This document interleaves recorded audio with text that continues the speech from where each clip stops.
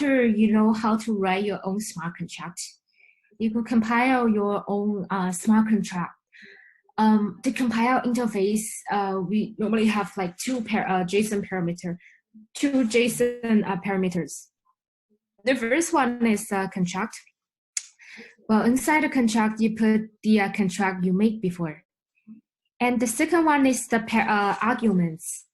The arguments correspond to the parameters that you specify on your log contract statement inside here. Like for example here, the argument one argument here just corresponds to the public you specify on the bracket inside here. So the argument type is like string, integer, boolean type. It's normally this type. And once it's compiled, it's gonna return. It's gonna result a name and a program, and the OP code, and something like a contract format or something like that.